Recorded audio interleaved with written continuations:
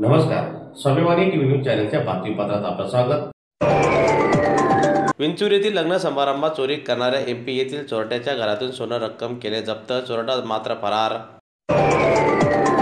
धुळे तालुक्यातील शिरूड येथील कैलास विनायक पाटील यांच्या मुलाचे विंचूर येथील रायबा लॉन्समध्ये पार पडलेल्या विवाह सोहळ्यात चोरट्याने सोनं आणि रोख रक्कम असलेली बॅग चोरल्याची घटना घडलेली होती.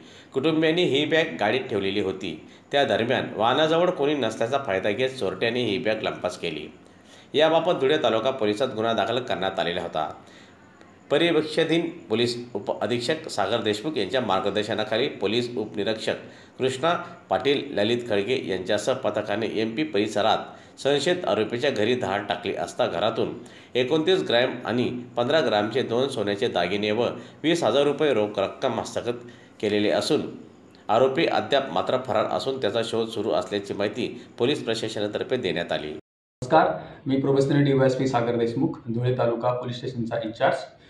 धुळे तालुका पोलीस स्टेशनच्या हद्दीमध्ये विंचूर या गावामध्ये रायबा लॉन्स या ठिकाणी 23/2/2025 रोजी एक चोरीची घटना घडली होती. या लॉन्सच्या आवारात लग्नाच्या वेळेस एक स्कॉर्पिओ गाडी थांबलेली होती. या गाडीतून एका चोरट्याने 4.5 तोळे सोने आणि 20,000 रुपयाची रक्कम चोरली होती.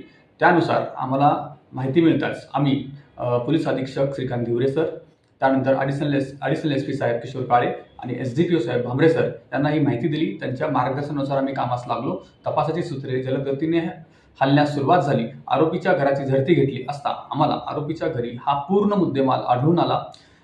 त्याच्यामध्ये आम्हाला 29 ग्रामची एक सोन्याची पोत, 15 ग्रामची दुसरी छोटी सोन्याची पोत आणि 20,000 रुपये आम्ही हस्तगत केलेले आहेत. आरोपीचा शोध आम्ही घेत आहोत. अशा प्रकारे माझी ही टीम अतिशय उत्तम प्रकारे काम करत आहे आणि हा तपास सध्या माझ्याकडे आहे. आरोपीचा शोध आम्ही लवकरच घेणार आहोत. धन्यवाद.